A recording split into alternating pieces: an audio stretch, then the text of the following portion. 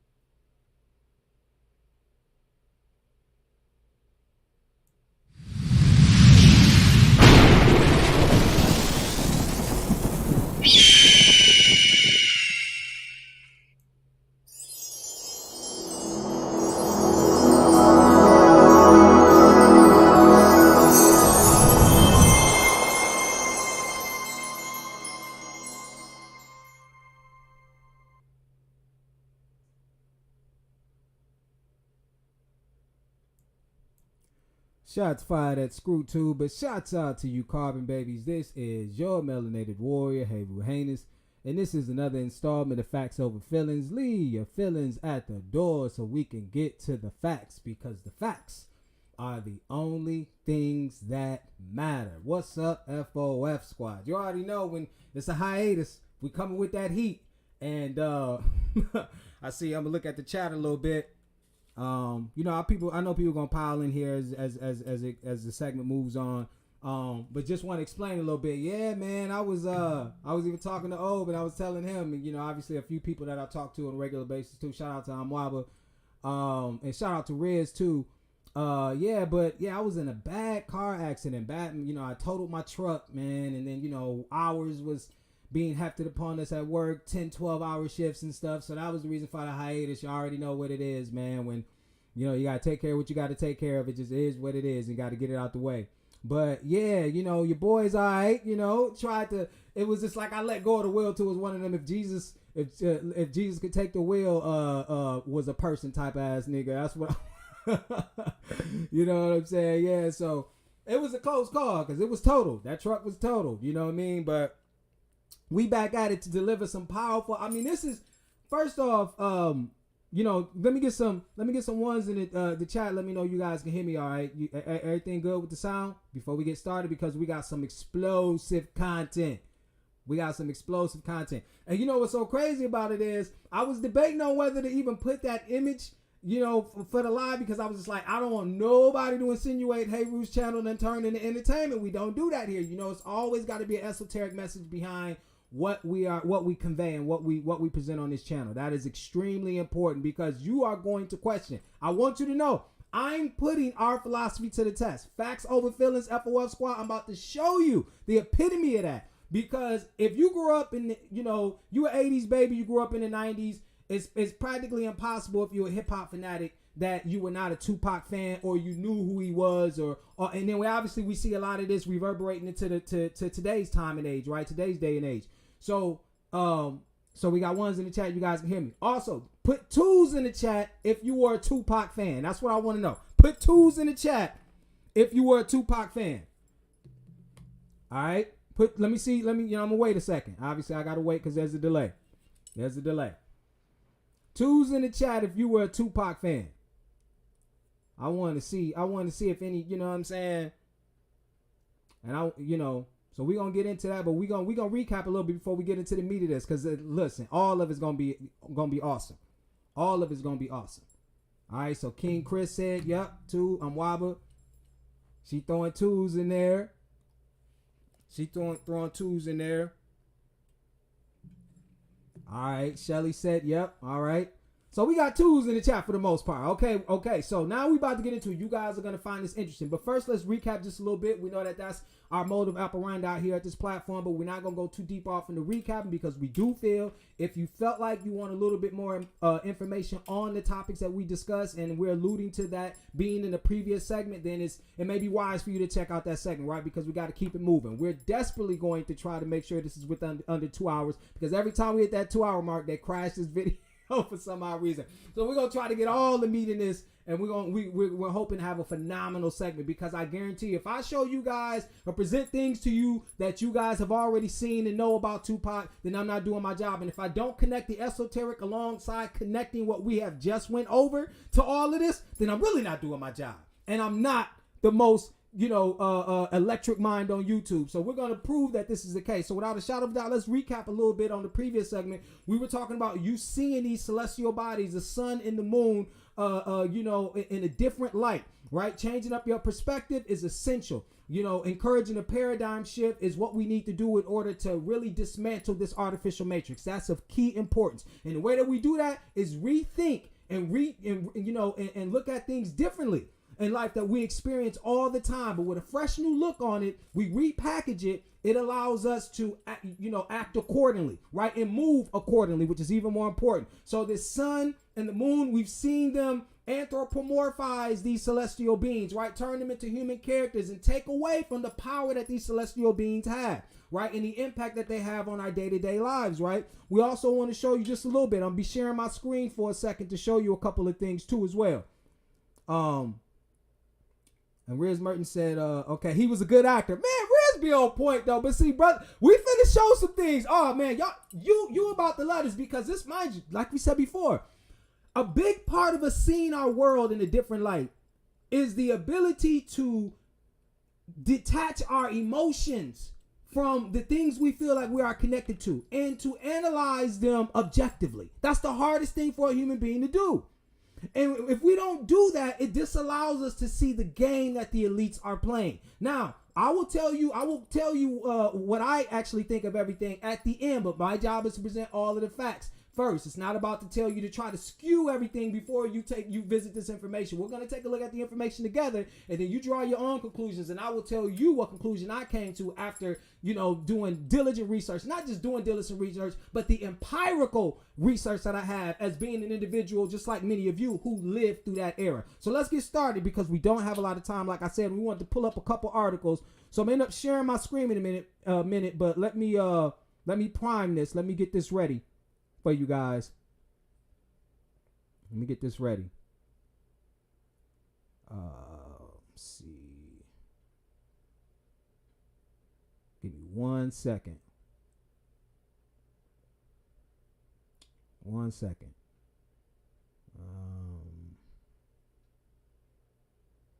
All right. I think it's this one right here.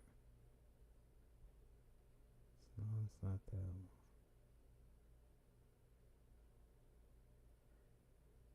All right, where did this one go? All right, so this is the one right here. So I'm finna share my screen, you guys. Finna share my screen right quick. And then let's see.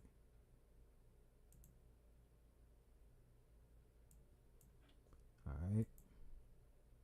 Let me know if you guys can still hear me. Can you guys still hear me? You see if it's ones in the chat, you guys can still hear me. Let me take a look at the chat.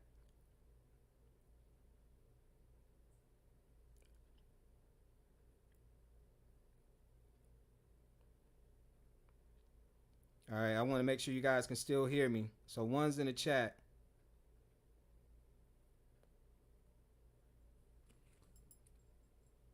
Okay, let me check. Hold on, let me synchronize this.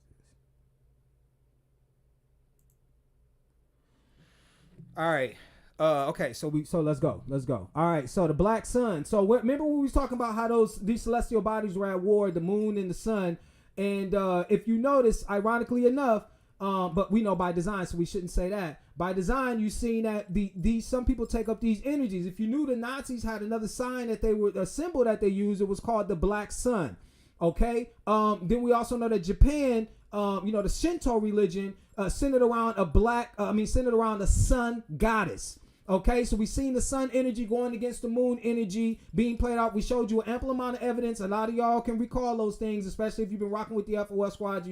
It seems like, and I always say this because if this is your first time listening to this because you tuned in because of Pop, y'all can think that some of this stuff is far off, but take a look at some of the previous videos and we provide an ample amount of evidence detailing how they showcase to you where their energy comes from and where they draw their energy from, right? And we're showing to you how some other Europeans, right, tried to draw their energy from our source, from our main source, right? We have a balance. We know that we contain both energies, but we gather a lot of our energy from our sun. Now, we're going to read this article, just a little bit of this article right quick, just to familiarize you with this if you haven't been, if you don't know anything about this. All right. The black sun has been symbolized and used by various alchemists and occultists for well over 500 years.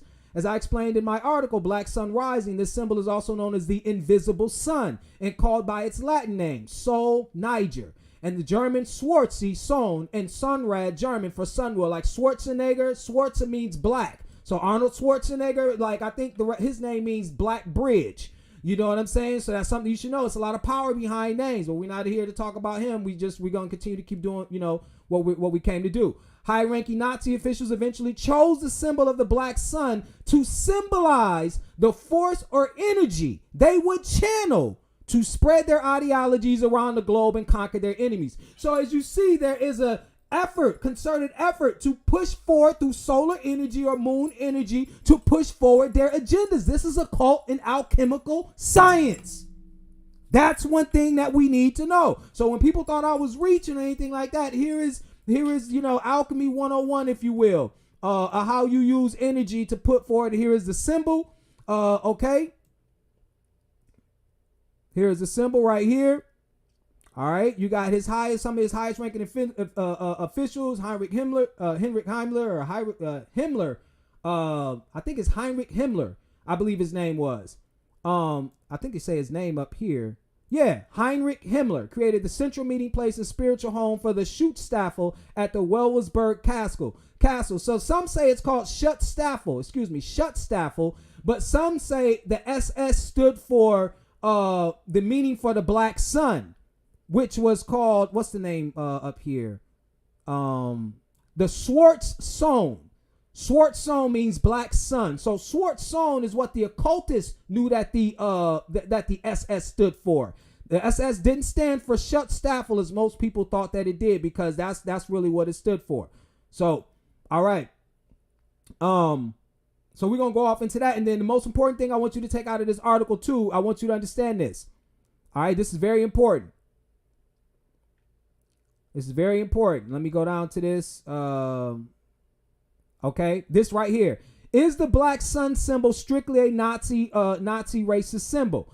According to the ADL, Anti-Defamation League, right? They have officially stated that the black sun symbol is not a hate symbol on its own and should be analyzed in the context that it is used. So even the so-called Jewish people have acknowledged that this isn't a hate symbol, even though it's associated with the Nazis. So you have to understand something. It goes back to my point. Remember when you had to be careful of what symbols you choose to use because of what power lies behind the symbols.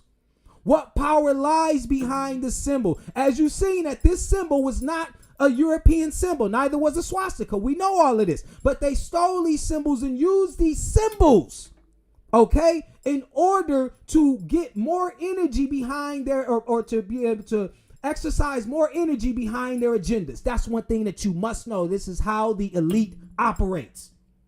And this is going to bleed off into what we talk about Tupac. So don't even think we trailing. We're going to bring Tupac and all this because all this ties into our information. This ain't just a whole bunch of stuff that we just throwing out here. This will all connect together, right? But we are showing you exactly how they operated with this. So this is, just kind of putting the nail in the coffin of you getting understanding that the elite operate by channeling energy from these celestial beings, right? And all for their purposes, right? Their nefarious ends and stuff, because it's not about balance with them. It's not about balance. They're all about leveraging and maintaining power.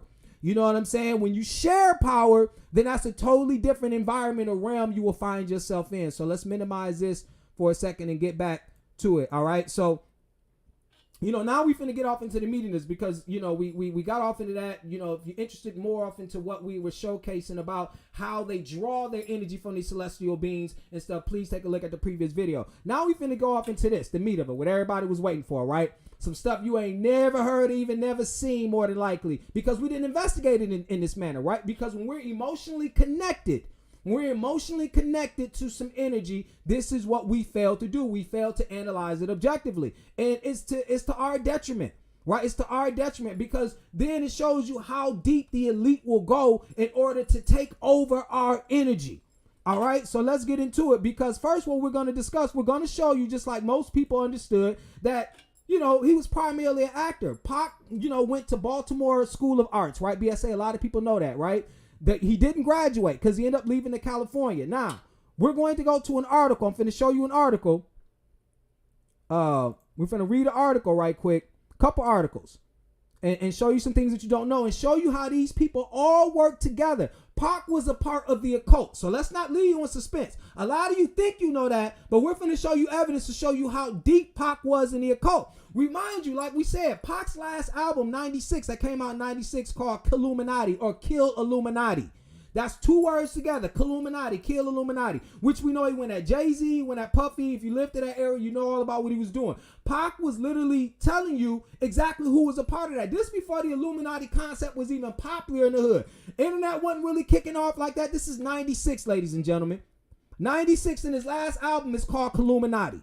Keep that in mind, okay? You think you know, but you don't know. So we're going to go off into the perennial stages of this, right? Now, the first thing that we're going to do is show you the esoteric connection, all right? Pac was named after Tupac Amaru Shakur II, all right?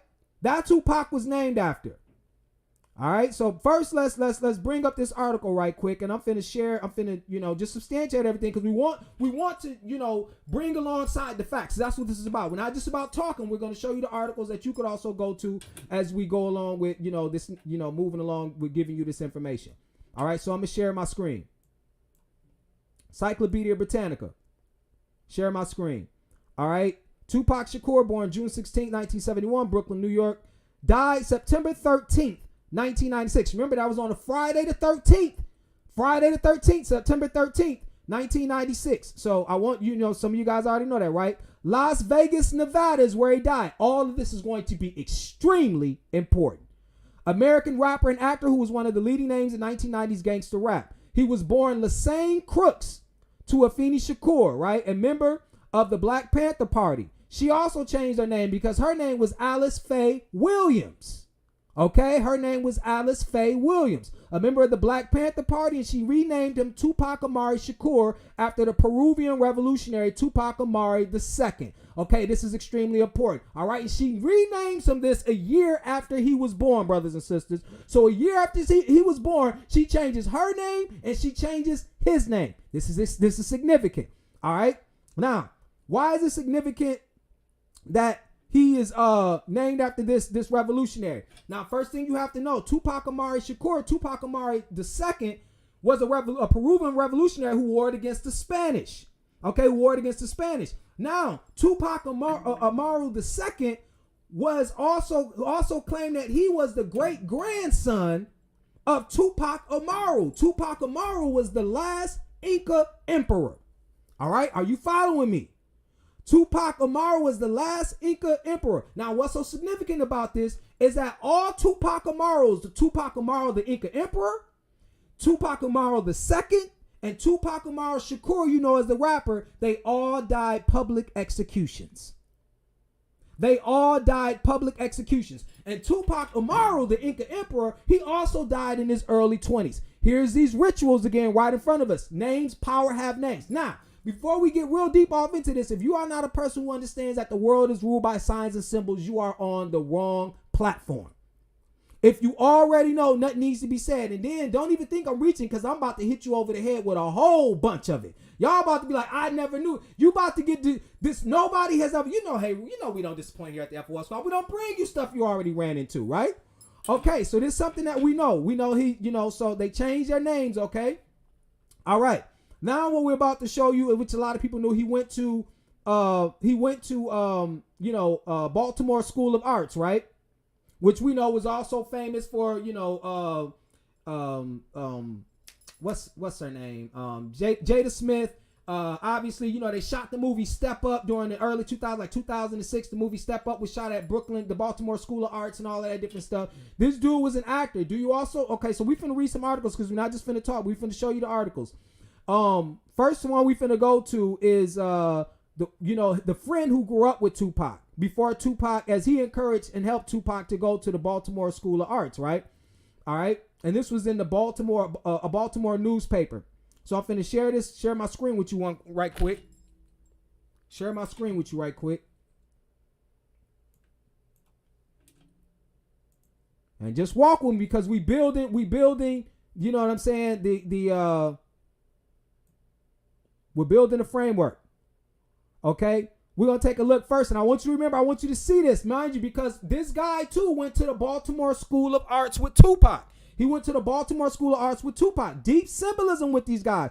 His name was Darren Keith Batsfield. We're going to come back to this painting. This is a real painting. He knew Tupac. He sketched this first and then painted it later. He called this painting Shakur Spear. Shakur, like Shakur, then Spear. Shakur Spear, because after Shakespeare, it was a runoff of Shakespeare. All right. Now, it says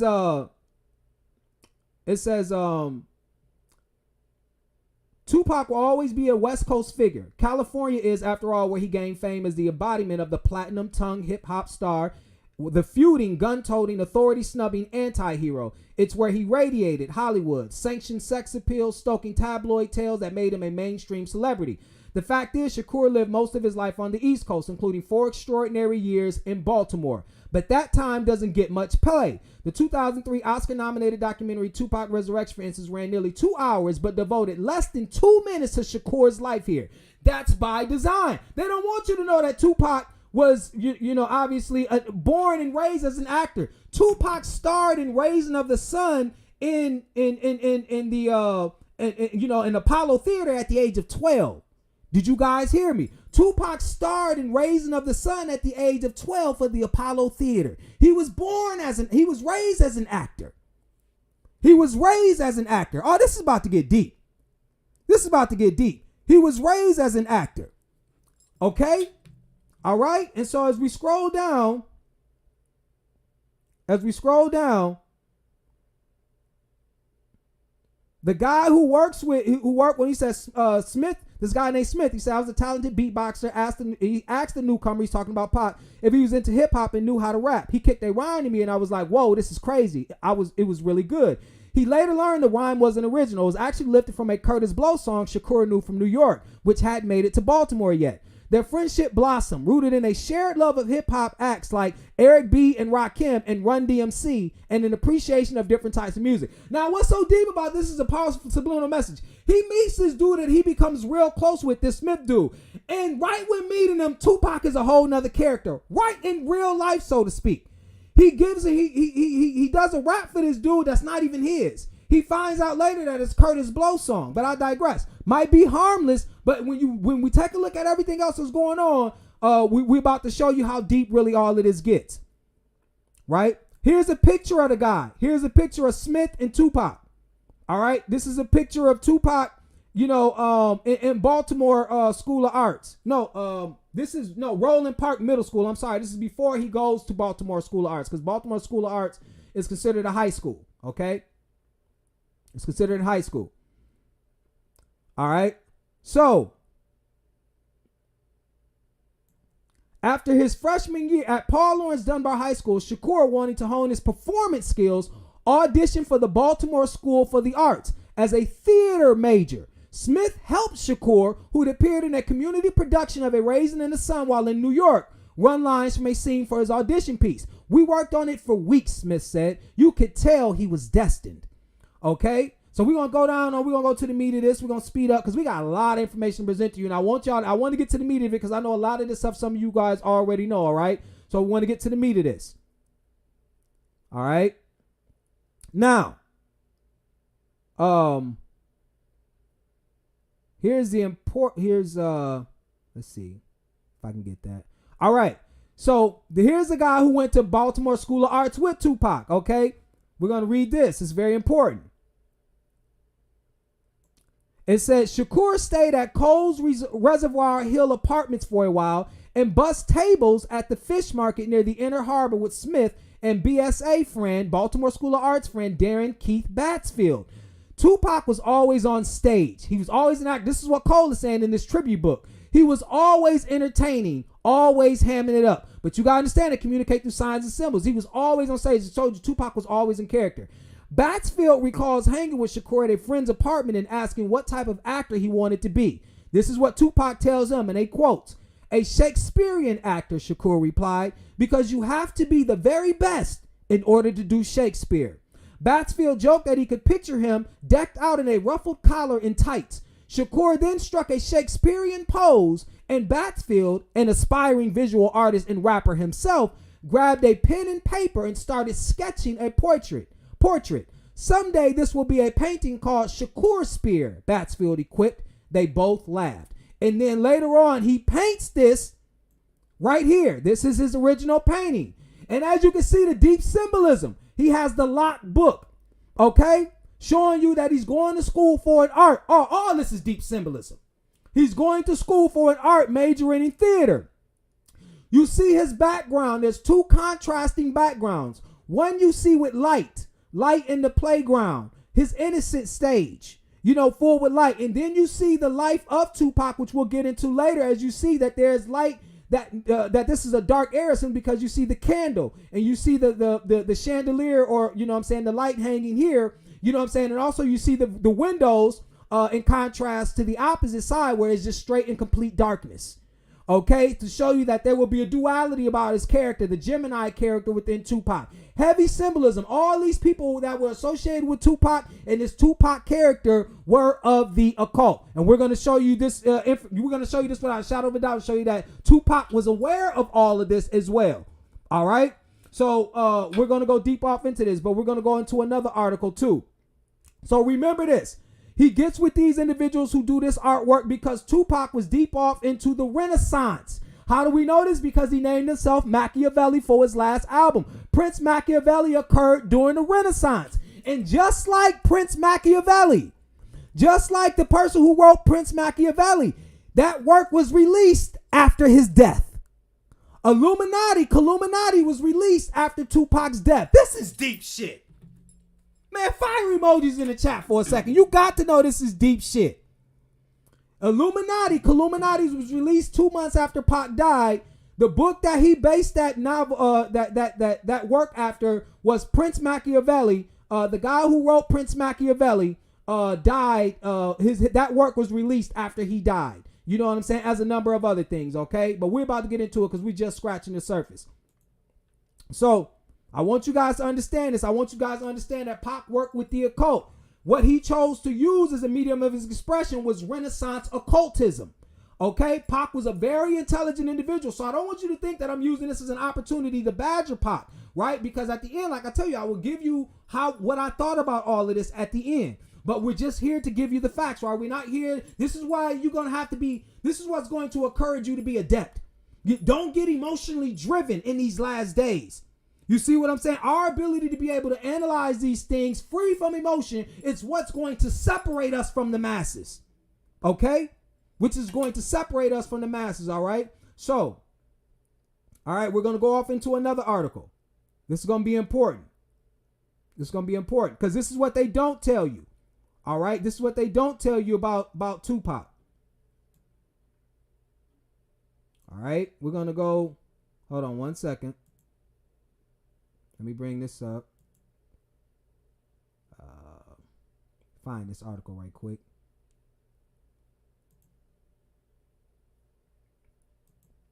Find this article because this is important. This is important right here.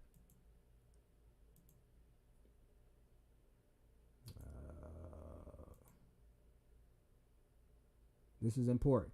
Okay, so first we're going to show you, no, that's some cold stuff right there. Hold on. All right, first let's bring it back. Let's give you another jewel, another gem right here. All right, so I'm gonna share my screen.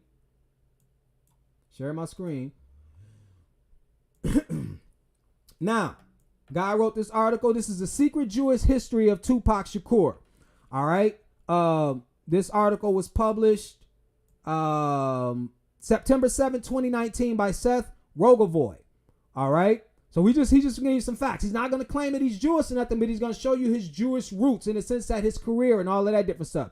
So it says Tupac Shakur, who died on this day in 1996 at the age of 25, may seem an unlikely candidate for consideration in our pages. At one time, Vice President Dan Quayle said Shakur's music has no place in our society. Shakur was a convicted felon who in a few years was in and out of prison and court for a variety of violent crimes. He was accused of being the perpetrator of several shootings and was himself gunned down in an infamous drive-by that has never been solved.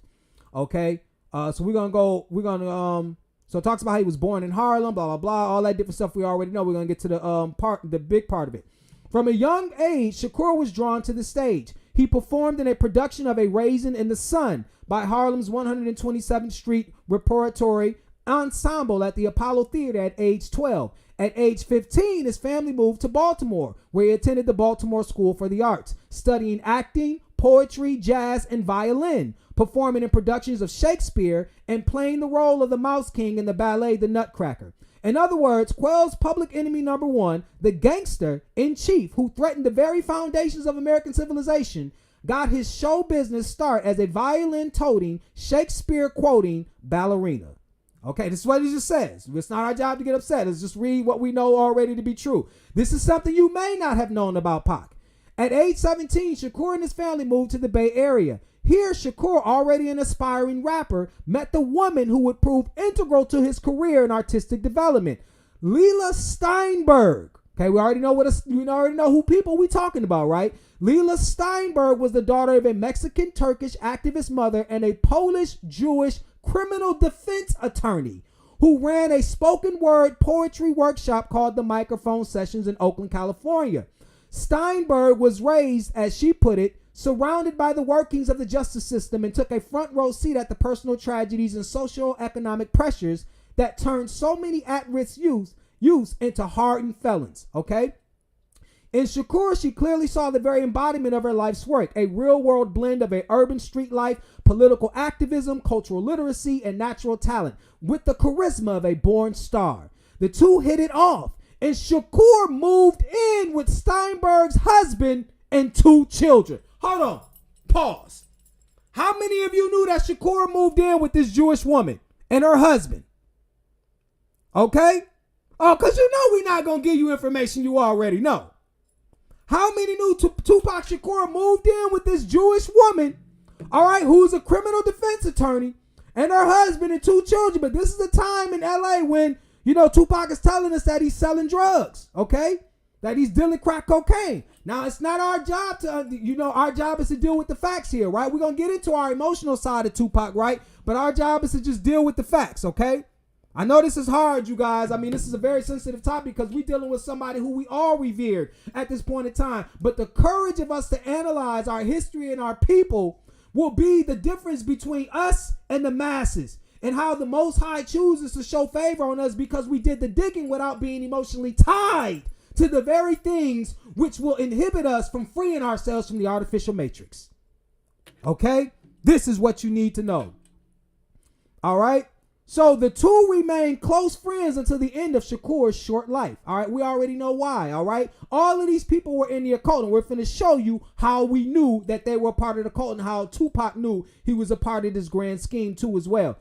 Okay, but the ending of what I conclude may just surprise you, so stay along to the ending. So that's one thing you have to know. All right, Tupac was raised primarily before he got into the business, before these Jews put him into the business. Okay, he stayed with one of them. He was being prepped, and you better believe some occult stuff was going on. All right, how do we know? We're going to pull up another article. All right, this guy right here, Tupac eerily predicted he'd be murdered at 25, according to hip-hop legend Smooth B. All right, says Tupac had a premonition he would die young, which he vocalized multiple times in his music. As he raps on the 1995 single, If I Die Tonight, From Me Against the World, I Hope They Bury Me and Send Me to Rest, headlines read it murdered to death, my last breath. Now pause, sidebar. One thing that I think all of us realized and all of us knew as Tupac fans, one thing that always stood out to me, I don't know for you, but one thing that always stood out for me for being a fan of Tupac, I was like, it was eerie how much he was obsessed with death. I don't know if you guys got that, but to me, even looking back at it, I was like, this guy was always obsessed with death. And to be so young and to be rich and to be famous, to still be obsessed with death always puzzled me. It always puzzled me. But it's something that we overlooked because, like we said, we were emotionally attached to the image or the character that they were giving us, right? So that's one thing that we have to understand. All right, we know, and I ain't mad at you. The only video that he released from, the last video he released from is All Eyes on Me. Pac gets shot. He's dressed in all white. We know it was a white Cadillac that shot him and killed him, but we ain't got to go off into everything that you already knew. Let's just go off into reading this article to bring a little bit more clarity to what we're presenting. In the clip, Tupac gets shot several times to leaving an event, just like he did on September 7, 1996, when he was leaving the MGM Grand Hotel in Las Vegas, Nevada. Remember these things. He then dies in an ambulance before the scene transitions to heaven, where Pac arrives donned in a white suit. But according to legendary hip-hop artist Smooth B of Nice and Smooth, Pac predicted his death extremely accurately. Speaking to The Art of Dialogue in a recent interview, Smooth B talked about his friendship with Pac, and he said he was well aware his days were numbered. The 53-year-old MC recalled staying at a swanky West Hollywood hotel and having Pac show up at his door while he was getting a massage. Tupac noticed Smooth B had a few photos of his children scattered around the room and asked, "Is that your kids?" "Oh man, Smooth, that's beautiful. You're a great father, man. These kids is lucky, man." Smooth B replied, "You'll make a great father." But Tupac said, "Nah, I ain't gonna be no father. I ain't gonna be around long enough to have no kids." Smooth B asked how old he was at the time, and he said 23. He said, "Nigga, I'm telling you, I ain't gonna live past 25. This is Pac. This is Pac being quoted. He said, "Nigga, I'm telling you, I ain't gonna live past 25, he continued. "Now, when I was younger," this is now B talking. He said, "Now, when I was younger, I used to think the same thing. So when he said that to me, I said, yo, my nigga, no, listen. Nah, because at the time, I'm 28, almost 30. I said, nah, it don't go like that. He said, trust me, I used to feel the same way.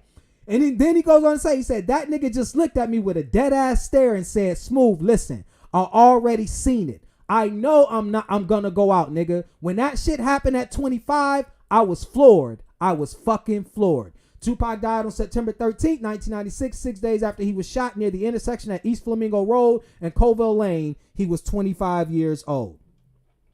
Okay, so this dude tells him, and why was Pac saying this? Now this puts a lot of things in question. You know why this puts? And let me minimize this right quick before we go off into the smoking gun, because we're about to show you the smoking gun. I'm about to show you 2 smoking guns, all right, to put this to rest. So y'all about to stay. This is about to be some of the most powerful shit you've ever seen.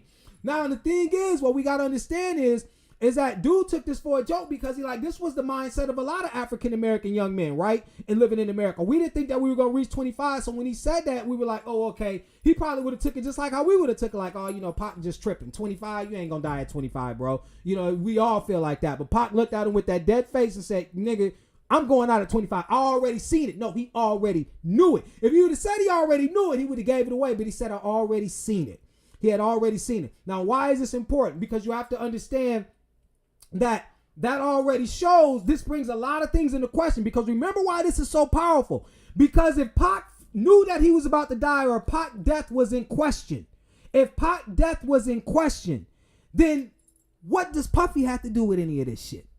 If Pac is still alive and he knew he was about to die and knew how it was all gonna go down, not like somebody killed me and I just had visions of it, I had dreams of it, but he knew that this was actually the death of his character, then this whole thing about Puffy then comes into question. But Pac's going to show you that everybody is involved. This is the whole point of all of this grand scheme. Oh, how deep the rabbit hole goes. How do we know this? Okay, let's go to a video. Let's go to, an article with the guy who actually did the actual artwork. All right, so hold on, brothers and sisters. We're going to put all of this together. It seems like we, as famously, it seems like we sometimes be all over the place. But as you know, we put it all together. We tie up all of the knots and all the loose ends. So I'm finna share my screen with you right quick.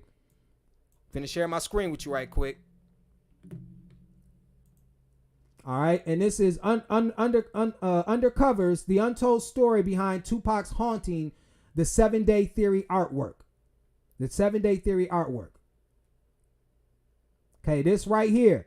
So we're about to show you, we finna show you the esoteric side behind this. Now we're about to get to the meat of all of this. This is the esoteric side behind all of this. All right, as you see, Tupac is on the cross. He's on the cross. You see a wound under his right side of his chest. He has a wound right here. You have the compass. He has 2 compasses on his cross. See, this is all the stuff that you didn't see because you never zoomed in. We never really paid attention to all of this stuff because, one, we wasn't looking for it, right? We were not symbol illiterate at the time, if a lot of us were young, to be taught to look for these things. Even now, we overlook it because of how emotionally connected we are to the image of Tupac. So we force ourselves not to look at these things, right? But as you see, you have a compass here. And you have a compass right here. Don't worry, if you can't see it now, we got the actual portrait that was drawn.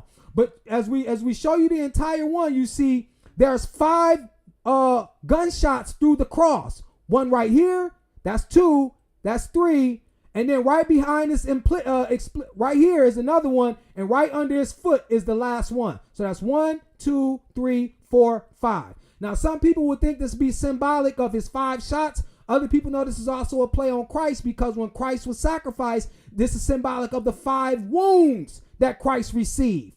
But as you notice, this is going to be important. You see the light, the moonlight only going through 4. 1, 2, 3, because this one, it doesn't go through. When we look at the actual picture, this goes through this one. This is the light that comes from just 1. 1, 2, 3, 4. So 4 moonlights. You see the moon in the background. Remember, Tupac is named after an Inca king who is the son of the sun. He is a sun entity or deity. Tupac Amaru is worshipped as the sun entity. You see the moon was purposely drawn in here. This dude is going to articulate to you that this is all Pac's idea. Pac wanted Renaissance type of art and symbolism in everything that he did. Let's continue. Oh, because it's about to get deep. Let's continue. Okay. Compton native Ronald Risky Brent was just 24 when he created this haunting image. He was plucked from relative obscurity by Death Row CEO Suge Knight, who recruited Brent as one of the label's in-house artists. Crack Magazine caught up with Brent to find out how this haunting artwork came together. All right, that's some more artwork that he had did. You went from doing graffiti and making t-shirts for your friends to working with Tupac Shakur at the height of his career. How did that happen? My aunt got me into art at a young age. She drew stuff when she would babysit me and I would copy her drawings. When I was in high school, I did graffiti and started airbrushing t-shirts at the Compton swap meet, and people would pay me well to do their clothes. I developed a buzz around the city, and it must have got Suge Knight's attention. Mind you, Suge Knight came to him first because Suge Knight was well aware. Suge Knight into this shit too. Like I said, everybody's all into this shit. All right? Now, it says, anyway, so Suge showed Tupac my portfolio. He liked it. And from there, I did a cartoon for the All Eyes on Me liner notes. I literally started as an in-house artist on Death Row the day Snoop Dogg got acquitted for murder. So notice how he mentions this. This is the same day Snoop Dogg gets acquitted for murder. This is when, because it's all ritual shit. All right, so he says, what was the atmosphere like? People say the Death Row office was filled with gang members and that fights could break out at any second. Watch what this dude says. He says, I walked through the door and there was this huge Death Row platinum plaque on the wall, and in front of me is the conference room. There were a lot of the artists in there smoking weed and eating chicken wings. Next thing I know, MC Hammer walks in and says, which one of you is Risky? Suge will be here in a second to talk to you. I didn't see Tupac until later that night at Snoop's acquittal party. Nate Dogg, the dog pound Snoop. I was surrounded by all these rap titans. It was crazy. Look, I never felt like it was like I was in a dangerous situation at Death Row at all. I felt more in danger being in my neighborhood, surrounded by gangbangers in Compton than I did at that office. If anything, it kept me out of trouble. It was my safe haven. So here's the dude right here. All right. So now, okay, here is the actual drawing. You see the compass at the top. You see the compass right here. So you see the light only going through one of the gunshots through the cross. All right. You got one here. So 1, 2, 3. And at the bottom, we showed you the last one. All right. From here, you could also see the blood wound, the wound. So we know that these 5 didn't represent the wounds, okay, of Christ, because this is all, like we said, they're gun wounds, right? And they would have actually been on his body. But there, as you can see, you also have 4 stakes, and he has 1 in his hand, 1 in both of his hands, and 2 in his feet. So he has 2 down there, 2 in his hand, also to symbolize the fact that Pac was shot 4 times in Vegas. That's one thing you have to understand. And right here, remember when Pac was shot, he was shot in his right lung. His right lung had to be removed. He shows you his right wound right here. This is, remind you, this is a day, this drawing is approved 1 day before Pac is shot and killed. Pac approves of this 1 day before he's killed. Okay? So, you go back up here just to see the clear part, which you can't see in that picture. You see the 2 stakes in his feet, right? And you see the marsh. You see the meadows. You know what I'm saying? Grass is being grown by water. So now you see 2 symbolisms. 4 to represent how many times he was shot in Vegas. 4 shots, okay? He also has cities in the cross. You see Compton, Hollywood, you know what I'm saying? Then over here you got the East Coast where the compass is at, because he got the compass for the West.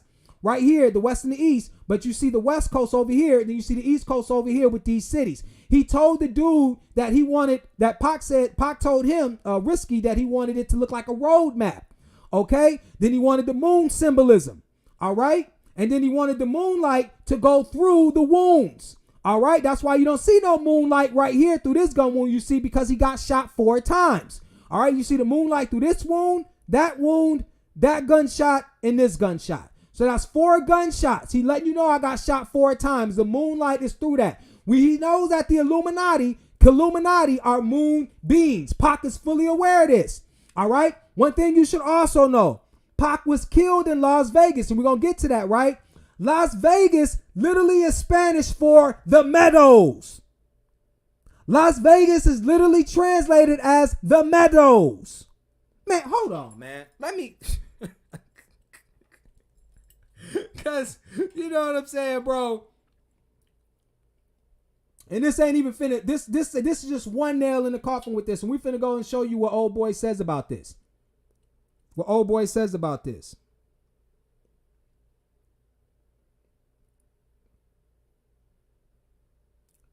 All right. So he says, being in the studio with Tupac, he would speak a lot about feeling like he was being crucified by the media and being blamed for things that he didn't have any control over. The concept for the artwork was all his. Once again, the concept for the artwork was all his, with the different cities on the cross showing he was the most hated wherever he would go. That's what he claimed, right? His crucifixion was supposed to be a statement about race and what it felt like to be young, rich, and black in America. The 7 Day Theory was originally going to be his underground album. Pac predicted the rise of mixtapes and was only going to sell it only at the mom and pop stores. It only turned into a commercial album after he died, because that was the plan all along. This wasn't going to be, put underground. That was the plan all along. See, I can't really, he did the artwork for, I can't show you the full one, but I'm going to show you the top part. He had Biggie right here as a pig. He had Sean Puffy Combs in a ballerina outfit, ironically enough, even though Pac did ballet. So this shows you it's all a game. All right. And then he has Dre in a compromising situation or position. You know what I'm saying? And this was the back artwork for the Machiavelli album or the Illuminati album. This was the back artwork because it was supposed to be originally called the 3 Day Theory. You know what I'm saying? It was supposed to be originally called the 3 Day Theory. This is the actual artwork. As you can see right here, it says 3 Day Theory. 3 Day Theory. You see Puffy in the ballerina outfit, Bad Boy Biggie and you know what I'm saying, as the pig, and obviously Dre in a compromising situation or whatever. This was supposed to be Pac's artwork, right? All right. So this was all, and so this was the other artwork, but that didn't get released. They didn't when they released this commercially, they took that artwork out. All right. That's one thing that you got to understand. Okay. And so this guy says, this is what he says. He says, it definitely did.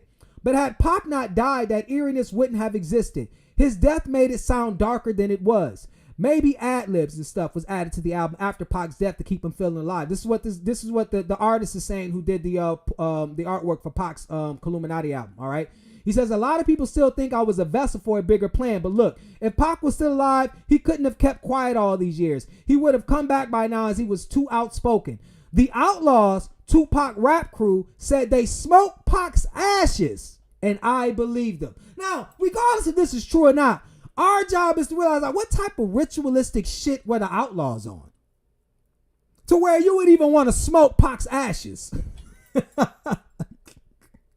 You know what I'm saying? Walk with me on all this, y'all. What type of shit was the Outlaws on? Because mind you, Tupac is cremated. Remind you, a lot of us already know. I wasn't going to show a lot of the stuff that you probably people are already aware of, like his autopsy report having the wrong height and weight on it. They listed him as 6 foot, 180 pounds and shit. So we ain't got to talk about all that because you probably already know that. So the fact of the matter was he was cremated. Now the Outlaws claim to have smoked this man's ashes. Okay? All right? But let's go to some barn burner shit. All right? Let's go to some barn burner shit, which we gonna do. Because now you seen the symbolism. You got an up close look at this artwork that went to auction. This was in dispute. Afeni Shakur wanted this back. She wanted this back because, like she said, he did this under, with Death Row, right? So anything done under Death Row, Afeni Shakur was granted control over. And this was included. So, they auctioned this off. It sold for $250,000. But upon the 25th anniversary, I believe it was, this guy was able to get the artwork back to talk about the 25th anniversary. So how in the fuck it sold off to somebody privately? He was able to get it back from the company that auctioned it off just so he could talk about it because it's all symbolism. This was also talked about on Mike Tyson's podcast in May. They brought this artwork there to talk about it because, remind you, this was during Tupac was killed during the Tyson fight. And Tupac was he was on his way to the 662 Club. A lot of us don't know that Suge Knight owned that club. And that's where Mike Tyson's after party was supposed to be. And Tupac was scheduled to perform at night, at noon, at Moon. He was the schedule. We see, man, bro. Oh, at midnight. I mean, not at noon, but at midnight. Midnight representing the moon, excuse me. At midnight representing the moon. He was supposed to perform at midnight, scheduled to perform at midnight representing the moon. Okay? So this all has that moon symbolism in there, which he put in there. Pac was deep off into the Renaissance shit. You see what I'm saying? So, let's go off into the nail in the coffin and show you that Pac knew, and I'm gonna show you that it wasn't coincidence. All right, we're gonna go to Pac's and so I preface this. Matter of fact, let me minimize this. Talk to Screw Tube because they know I'm on everybody's ass. 1 minute, we want to preface this by 1976 Copyright Act, Section 107, allowances made for fair use for the purposes of commentary, criticism, news reporting, scholarship, education, but overall here at the FOF Squad, waking your ass up. Now, obviously, I'm not going to be able to play the video, but what I will do is I'm going to go back and forth and show you the screenshots. I'm going to show you the images to show you without a doubt. All right? Now, Pac's first album was called Tupacalypse Now. All right? Tupacalypse Now is obviously, we know apocalypse means the great reveal.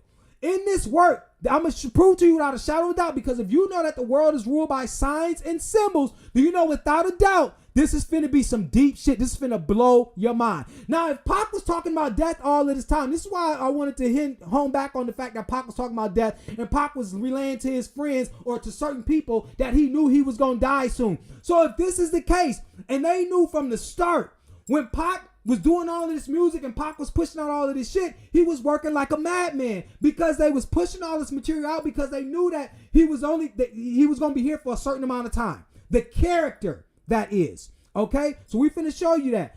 Apocalypse means the great reveal. He named his first album Tupacalypse Now. So we're finna show you the signs and symbols. And once again, like I said before, if you are not adept at reading signs and symbols, then this is not the platform for you. So let's go with the second smoking, the most powerful gun that we're going to lay this flat on his back. All right, we're finna go to how I tell you it was all hidden in plain sight.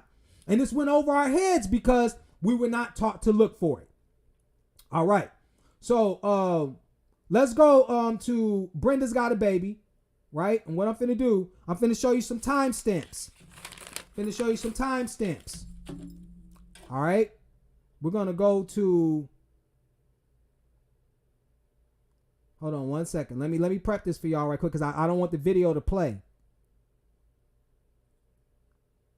All right. So we got 307. Prep it. Start at the 2-minute part. Okay, we're going to put it right there. Hold it right there. Okay. We're going to hold it right here. All right.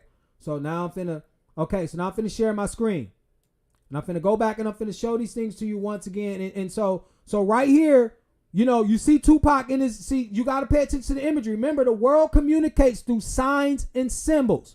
Right here, Tupac has on a coat, this bomber jacket. You're going to think this is a no consequence. You see he has on a UNLV. Oh, this is about to be deep. First of all, I want y'all to understand how deep this is about to be. I'm going to read some of the comments right quick before I present some of the most powerful information. Red says, Kim was a dude.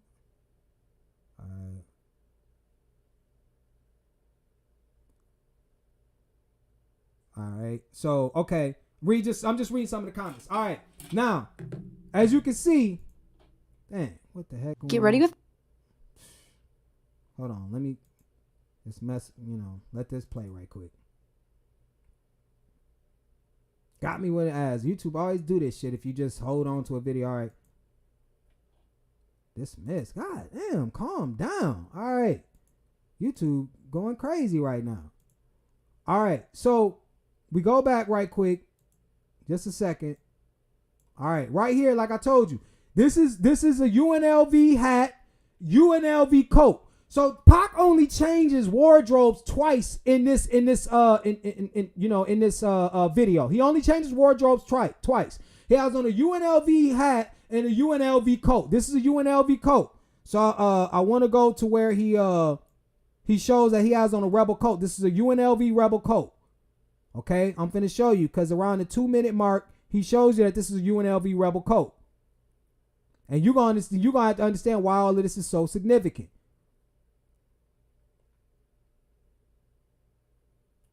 I think it's at 209. Hold on.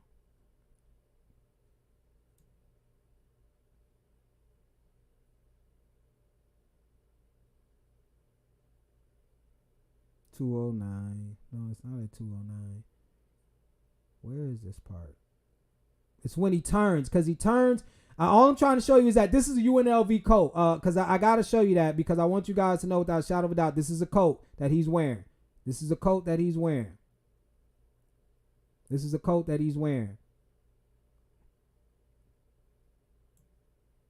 Man, I don't want it to play. But guys, if you can go around, when you watch the video, he turns slightly. This is a UNLV coat. That's why I want you guys to know. UNLV coat, UNLV hat. UNLV hat. You're going to be like, man, why is Hayru going off on this? I'm going to say it a million times because I don't think if you ain't caught on yet, you don't know why. But for all those who into signs and symbols, you know exactly what I'm talking about, all right? Now, we're going to go to the 307 mark. The 307 mark. 307 mark.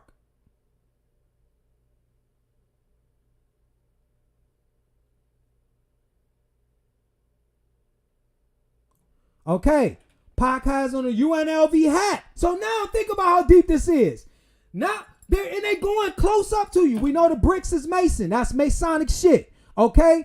And so this is what's so deep. This is all, we see UNLV. He has on a UNLV shirt under this. So my thing is, it's not me reaching when you say, okay, well, he was just in the UNLV outfit in the beginning. But for you to make only one wardrobe change, and both of your wardrobes is UNLV. This is extremely significant. Okay, we finna go to another photo. Pac takes this photo during this video shoot. UNLV. Just to show you this is what's going on. Pac is in a UNLV shirt. He has the UNLV hat. He starts off the video in an UNLV Scully. He has the UNLV coat on. Why is this important? Can anybody in the chat tell me why this is important? Why is this important, brothers and sisters? I'm going to wait a second.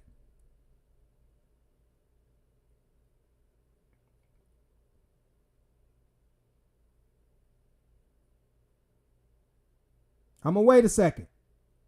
Why is this important, brothers and sisters?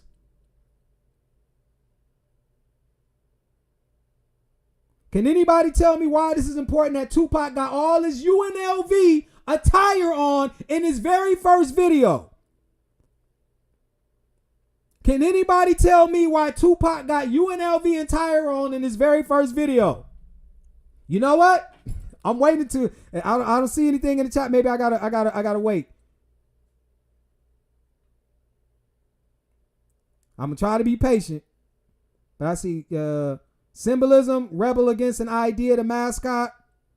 Somebody said the rebels. He's from Vegas. Hamichi's closer. Predictive programming.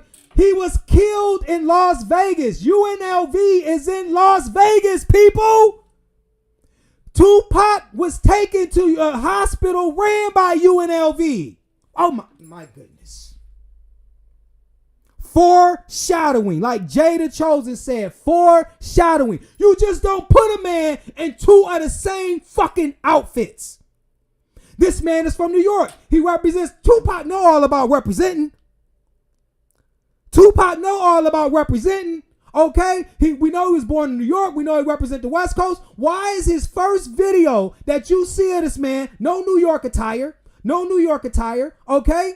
No New York attire at all. He goes straight UNLV. He go hat, shirt, okay? He does the hat and the shirt.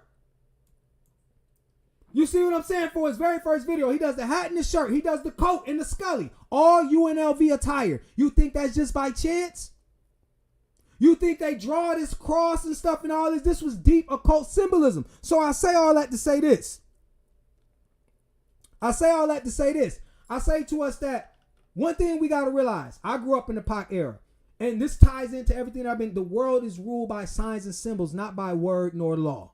You see what I'm saying? And we as a people have to understand that a lot of the people that they put in front of us, some, as I typically call it, this is the conclusion I want to tell you that I drew, was that people like Pac were what I typically call spooks who sat by the door. If you know anything, like as we see from Kyrie Irving, Kanye West, they're the people that's close to it, and every now and again they ramble on what's going on in the inner circle. Remember, Pac came out with Illuminati, or the idea of Illuminati, before it was even a real big thing in the industry.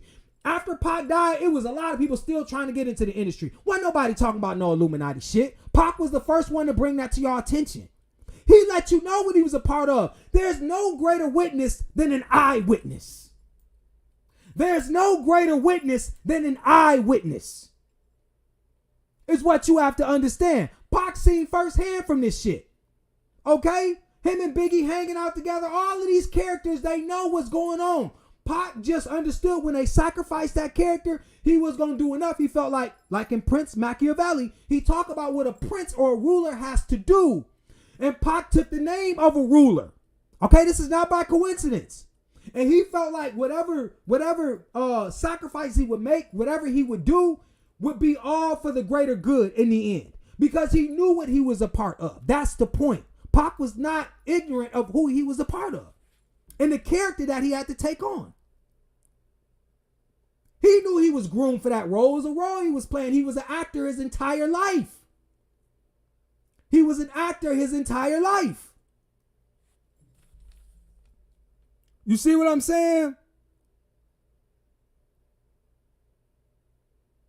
So yeah, I'm reading the comments a little bit. Yeah, but as you guys can see, this is deep stuff, man. This is something that nobody ever presented because one, we don't associate ourselves with the occult.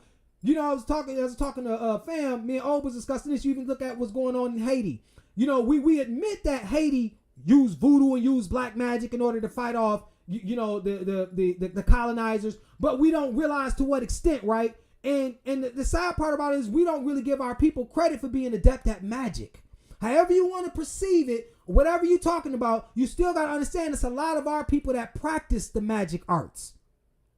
It is. It's a lot of our people. That's why I encourage a lot of people, if they can take it or tolerate it, because a lot of us are still conditioned. But I know for the FOF squad, if you ever have an opportunity to check out Lovecraft Country, based off the workings of H.P. Lovecraft. If you ever get a chance to check out Lovecraft Country, you will know exactly what I'm talking about. And it was black and white people going to war with magic. And at the end, they killed the white witch and the character played by one of the main characters who obviously was having the love child of the main character, who was played by Jonathan what's his name? Jonathan.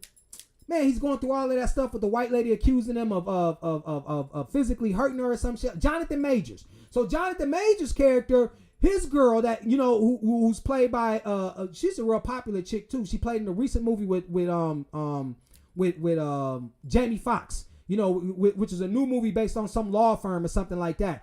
She is the character in there where she kills the witch and says, I put a spell on you so that white folks cannot practice black magic ever again. It's a deep ass series. And if you ain't got an opportunity to check it out because you find yourself stuck into old frameworks, then I feel bad for you. But what we got to understand through the naming of Tupac, through the esoteric messages that was being sent out, through the occult relationships that he had maintained with a lot of people, he knew exactly what he was doing. He knew that he was playing a specific role that would pass away. It's sad to hear that, but like I said, I interpret it as him being a spook who sat by the door. That's who Tupac was to me, just like a Kyrie Irving or a Kanye West. Every now and again, they try to shout to speak to you to let you know exactly what's going on. And most of us have a poor reaction, right? You see a lot of our brothers and sisters be like, oh, they messing up their bag. They messing up their money. They letting you know, nigga, it's not about the money. That is deeper than the money. You know what I'm saying? That it's not about the money. Shouts out to Sharice Reed for the thanks for the Cash App. You know what I'm saying? Support. Yeah, your boy be trying to do his work here, man. Bring y'all this esoteric information and showing you how it's tied together, how the world is ruled by signs and symbols. See, these are things that we overlook. But I'm gonna tell you something, man. When I saw Brenda's Got a Baby when I was young, the first time I ever saw it, the Timberland coat and the UNLV stuff stood out to me. My higher self already knew what was going on. I couldn't put a finger on it because I was I was entranced by the music too. I grew up just as much as a Pac fan as anybody else who was an 80s baby and grew up in the 90s. You see what I'm saying? So this right here is profound. And so when he started to name these names and let you know who was all a part of it, the Puffies, the Jay-Z's, and all this different stuff, it should come of no surprise to us that all these people are now doing what they do. So the whole point is, when we talk about the world being ruled by signs and symbols, when we start seeing characters like Jada Pinkett Smith, who's an actor all the time anyway, she went to the same school. She's always, anytime that camera is rolling, she's action. That's how it is with these people. All right. And so when she brings up Pac and she starts to evoke these spirits, like, why she can't keep Pac out of her mouth? Because there's a time for everything. The elite know exactly what they're doing. They know exactly what they're doing. And so Pac was aware of it too as well. Pac was aware of it too as well. And I'm going to show you, like I said before, when you look at all these things, even Timberland. Timberland was a company that a Jewish family bought half of into the manufacturing, the company that was manufacturing those boots, and end up actually buying the rest of the shares. So Timberland is owned by a Jewish company too as well, right? And the symbolism with the tree and all of that different stuff. And we know who made Timberlands popular. We know it was our culture. But Tupac is showing you exactly who's backing him, the symbolism behind it all. Because the world is ruled by signs and symbols. So he's showing you one who's backing him, who's always been behind him. Like we detailed in the article, the woman who discovered him, who took him in, who sheltered Tupac, they remained friends all up until his death. Okay? The people who put Tupac on remained friends with him all up until his death. See, you wonder why he was so comfortable with talking about death. You wonder why Tupac was so comfortable with this lifestyle, because he knew the story's beginning and he knew the end. You would be comfortable pretty much too if you knew the beginning and end of a story. You see what I'm saying? So Tupac knew this Tupac character was dying, but Lassane Parrish Crooks may be still alive. Maybe. That's not for us to really go. Our job here in this segment is to do what? Make sure that you understand the power of signs. Let's go back to this. Let's show this again. Of signs and symbols. UNLV. Signs and symbols. They didn't really, when he's in Brenda's Got a Baby, by the police line, they show you this. They show the UNLV, they show the shirt. You know, he turns around, shows you the hat, shows you the symbolism. Shows you the symbolism. UNLV. You like running rebels. You like, okay, he's symbolic of a rebel. No, this is where Tupac goes to die. This is the great reveal. Apocalypse means to reveal. He revealed in his very first album where it was going to end at. He knows this. He knows this. Okay? So yeah. So that's what's deep about that. So I just kind of wanted you guys to understand what's going on with all of these things, man, in terms of like, when we see Hollywood at work, giving them a star, the Grammy nominations and all that different stuff, they're re-invoking that energy. They're going to revisit that energy. You know what I'm saying? Because I'm telling y'all how important it is for us to understand those things. So when these people talk about it, we know that we're dealing with some moon people. Hey, I forgot to show this article. Shouts out to Lisa Cabrera for bringing this out. I don't know if you guys watch Lisa Cabrera. I love her show. You know what I'm saying? I got a lot of love for our sisters who conscious and stuff. But she talked about this article where she brought out this information about super melanin. Okay? About super melanin. I'm finna share my screen right quick just so I'm gonna tie all of this into, even though it's late in the game for me to present this. But super melanin heals skin injuries from sunburn, chemical burns, all right? So it says, imagine a skin cream that heals damage occurring throughout the day when your skin is exposed to sunlight or environmental toxins. That's the potential of a synthetic biomimetic melanin developed by scientists at Northwestern University, all right? In a new study, the scientists show that their synthetic melanin mimicking the natural melanin in human skin. Now notice how these blancos talk like that on every human. Mimicking the natural melanin in human skin can be applied topically to injured skin where it accelerates wound healing. These effects occur both in the skin itself and systemically in the body. Okay. We go down.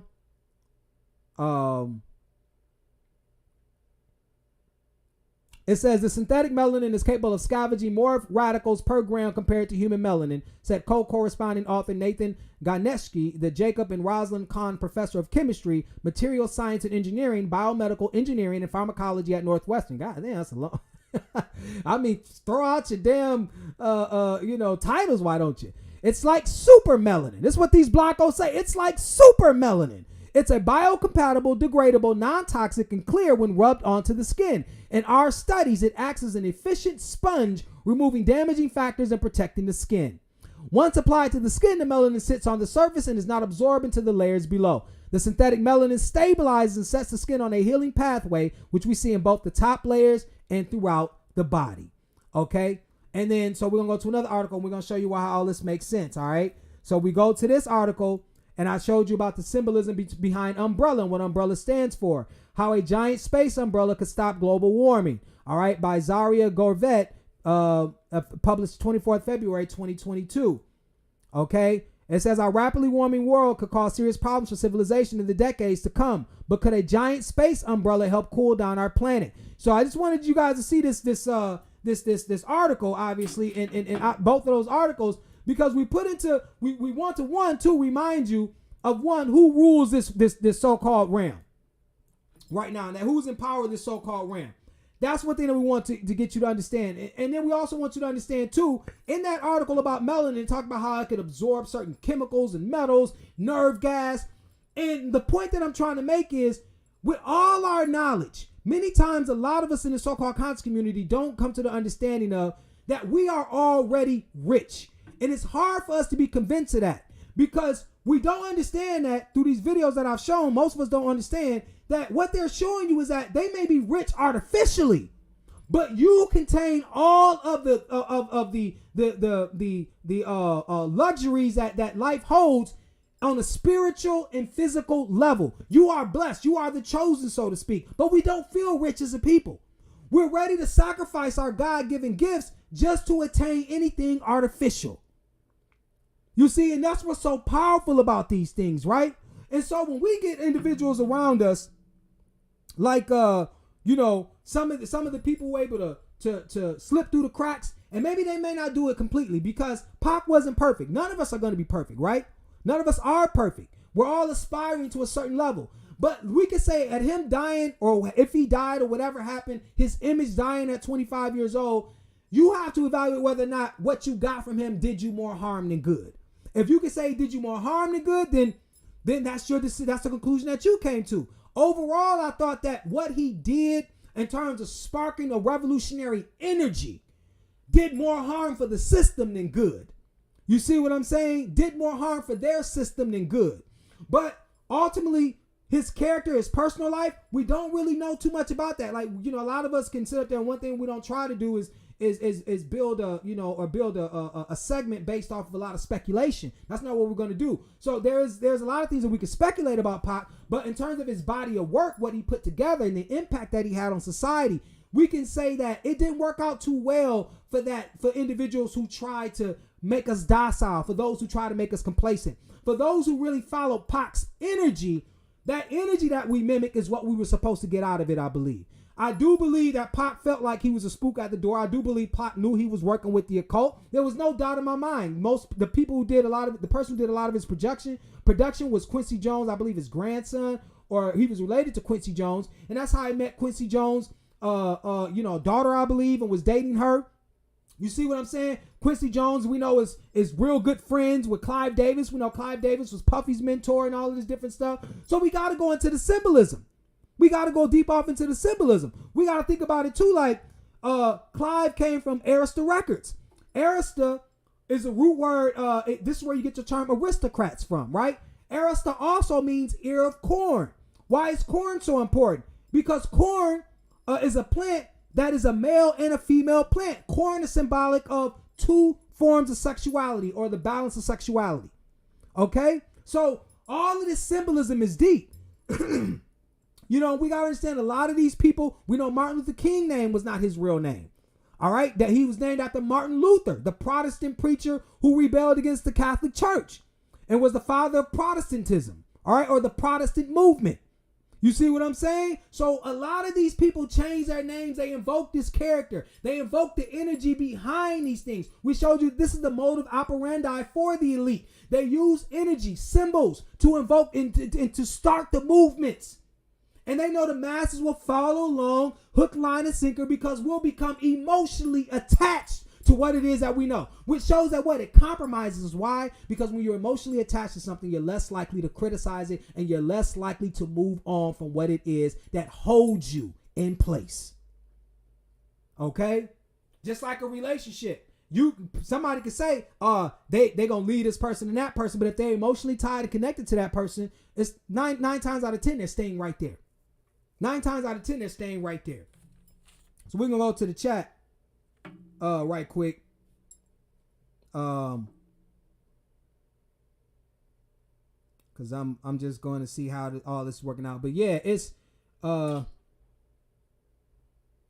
yeah, I know Riz though. I'm going back up in the chat now. I seen what Riz said about Marcus Garvey. Look, man, people ain't ready for a lot of this stuff, man. That when you start laying down esoteric information, when I come out with this information, to me, I had all of the same heroes that I tell people that everybody else has had. That we grew up taught to, to be our heroes. You know what I'm saying? And this is and I'm going back up to the chat. Harmichi said, are we going to get another segment on sexual energy soon? This is going right into sexual, and this is going to go right into the segment. This is going to be the next one. I didn't want to spoil it, but Harmichi kind of alluded to it, so we're going to go deep off into the symbolism. This is going to segue into a lot of stuff, because we have to figure out, okay, well, when you strip away all of the symbolism, Puffy, all these characters symbolize something. What do they symbolize? Sexual energy. When you take Puffy out of it, Puffy's name, Cassie's name, what do you have? You got sexual energy going on. Them representing sexual perversion. R. Kelly. Then you go on their side. You obviously got Harvey Weinstein. And what was the other guy? Jeff Epstein. Harvey Weinstein. All these people became the face of this sexual energy, sexual deviation. And then what do we look at? We look at the people. But we fail to realize that there's an energy behind the people. And why is there such an adulteration of this energy? A lot of people sit up there and say, well, it don't make no sense. Why should I care about what somebody does in their bedroom? We have to understand the importance of sexual energy. That this realm is ruled off of it. It's how you get here. We went a little bit off into that. We tried to we successfully laid the groundwork in terms of showing you and showcasing to you about a woman, how she represents that energy. All right, especially our women specifically, but they tried to replace it with the Greek goddess, right? Okay, and tried to make the Blanco woman the face of fertility. All right, and then we seen that, showed you that the egg was symbolic of the woman. We showed you that the woman is born with between 6 to 8 million eggs. So think about this critically. By the 20th week of gestation, think how small an egg the female would have to be, and she and the vast majority of her makeup is 6 to 8 million eggs. So you already know at 20 weeks gestation is still, at 20 weeks it's still relatively small. The baby still, it's gonna be a pudge, obviously, but the baby's still small. Baby's small, and that baby girl is 6 to 8 million eggs. So what you're looking at is, look at all the energy that she is bringing into this domain, into this realm. You see what I'm saying? And we showed you how that goes through a refined and sophisticated process, how the egg is chosen to be here. Not just plucked out of somebody's body and then inseminated, then put back into somebody's, and put back into a woman's body to be birthed out. That's ridiculous shit. So we're not, nature is controlling who gets here. All right? It's controlling who gets here. So the point is, when we take a look at the sexual energy, what it represents, all the symbolism behind it, we're going to be blown away. Matter of fact, just to kind of whet your taste buds on this and what we're about to do, me and I was discussing with him. We was talking about, I take bee pollen. I put bee pollen in my cocoa in the mornings, and I try to drink. I drink cocoa at least, once before, in the morning, then once before I, go to bed, or a couple hours before I go to bed. And I put bee pollen there. When you look at the bee pollen label, you'll see bee pollen says what? Enzymes, proteins, all your amino acids. It's got everything that the body needs, right?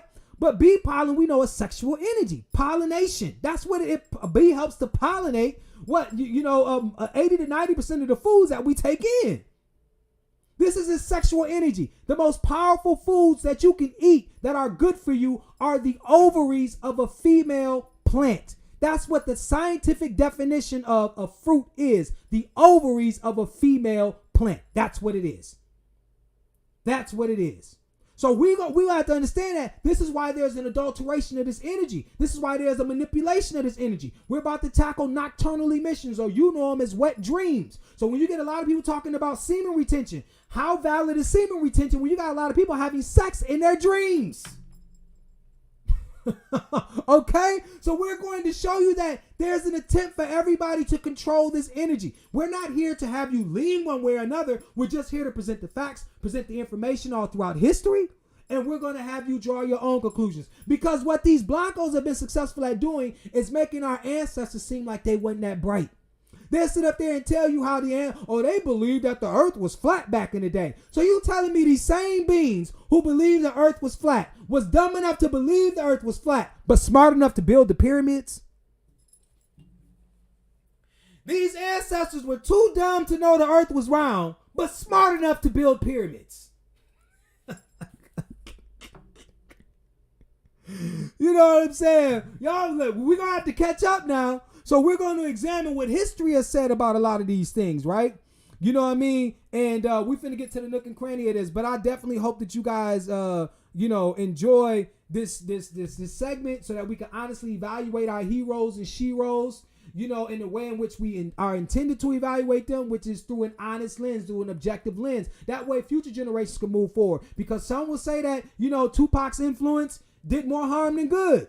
Some would say, he had a profound effect. Obviously, we know 2017 he was admitted into the Rock and Roll Hall of Fame. But do all of those accolades or measures of success given by the artificial matrix mean anything? We know he was given a star in Hollywood. We know a lot of things. He's up for a Grammy and all of this different stuff. So the symbolism is deep. Should we evaluate people by the awards given to them and the accolades given to them by the elite? See what I'm saying? So like we talked about, this is deep for us to understand in closing. So if we know that the elite is behind this, if we say that Puffy needs to go to jail or Tupac did this or whatever, what justice will we really receive as a people when we're relying on evil people to dispense the justice? Will it even matter? The people who throw people in jail need to go to jail. Why do I even care what they do? Because they're responsible. They're culpable. They got blood on their hands.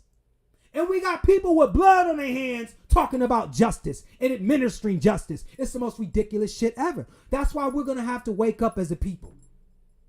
We're going to have to wake up as a people. We know that this is going to be something that not all of us are going to be capable of doing. Few are, many are called, but few are chosen. A lot of us are not going to be, we're going to refuse to be symbol literate because we're emotionally attached to the symbols. Tupac being one of them. That's why I wanted to give that example, because I'm not exempt from that. I grew up a Tupac fan, still listen to this nigga music because it was that powerful. His music was powerful. He had a powerful personality.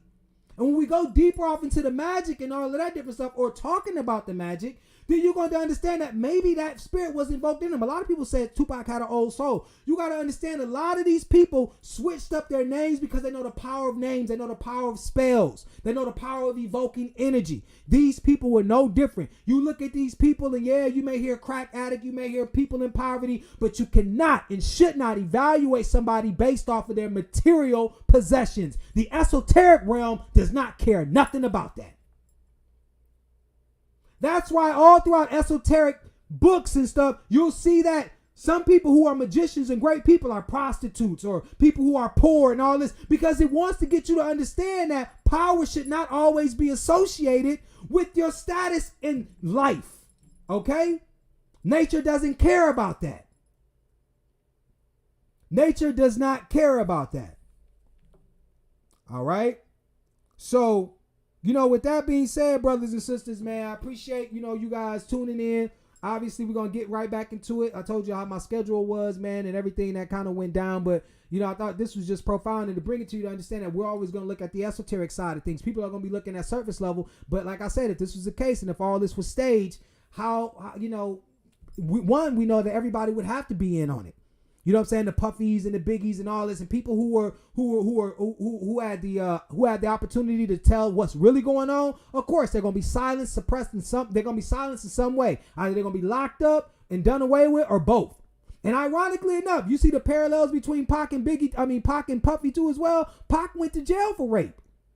Okay, Pac went to jail for rape. So all these things exist where this type of energy was around, but we're not here to look at that part. We're going to go more off into the sexual energy. That might be something we talk about, but what we're trying to get you to understand is that Pac was aware of the symbols. Pac was deep off into the arts. Okay, he was deep off into Shakespearean art, into the Renaissance. You know, this was big. This was, you know, I said Renaissance was huge and deep off into occult symbolism. You know what I'm saying? And that's why Pac chose to have that artwork. He could have chose any other type of, you know, artwork for his albums and stuff. He could actually did photos and stuff like he did with All Eyes on Me and all that different stuff. But he chose to do certain artworks, you know, for a lot of the imagery that he wanted to communicate, which showed that he had a direct tie to the occult. You know what I'm saying? And Brenda's Got a Baby was no different.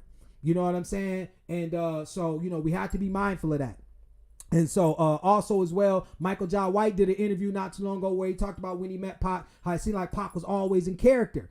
You know what I'm saying? Some of you may have seen that video too as well. Not to mention the chick who played Brenda's Got a Baby, the actual character of Brenda. Because remember, Brenda's Got a Baby was based on a true story. Pac supposedly got the idea from a newspaper article that he read while he was filming the movie Juice. Okay, but we know all of this was still playing because the chick who played, she talks about how, you know, her brother was good friends with Tupac, and that's how she got the role. So this don't sound like something random. You know what I'm saying? This was all put together. The people who sung on it was from Baltimore, arts, Baltimore School of Arts. They all this energy being put behind Pac to manufacture this image was all by sophisticated design. And Pac was an intelligent individual. Pac was deep in the occult.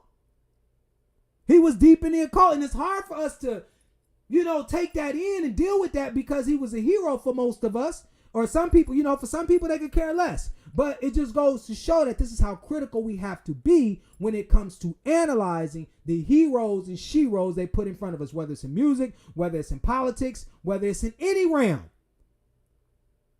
They must be analyzed critically. So with that being said, shouts out to the FOF squad, because you could have been anywhere in the world, but you're rocking with the FOF squad. And like we said, we end with this. You know, one of our favorite, you know, quotes is like, you know, who is God? God is the judge. And why is she the judge? Because she decides who wins and loses, not my opponent. Who is my opponent? He does not exist. And why does he not exist? Because he is merely a dissenting voice to the truth I speak. FOF squad members, always speak the truth.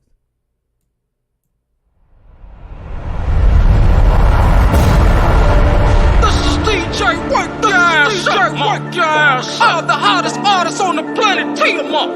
Heinous here. Because I'm gonna let you know, if you're in the water, you're gonna die. Illuminati dies here today, Mom. It's a shark in the zoo. They say in Babylon, put the mark on them too. His whole body light so we can maul other guys. If my all-seeing eye going dark on me too. And them coffers for you. I'm ready so the devil who I call out first. I heard God call, he said behind the great wall. He I made a sword order to kick them all off earth. Hey, so my clique don't play. Heaven gotta choose the wolf or the lamb. Get shot down by a pig in the street. Why do niggas gotta beef when it's a whole lot of hell? Alright. It's a hole in the dam. They can't flood Merc, so they shoot down gangs. Merc fly high, baby, Merc won't die. I don't see nobody here that can shoot down planes. It's like I shoot down veins. You're turning everybody in the hood to an addict. You look 6th grade to a bully with a habit. Cause I'm a switchblade or a fully automatic. Let's go.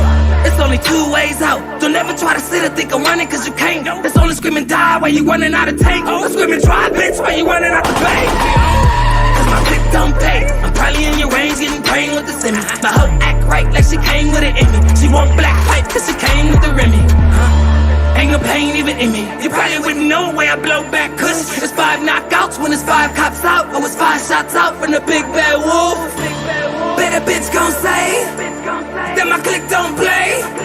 I threw a clip in the cave and I'm probably in your range getting brain with the semi. Better bitch gon' say that my click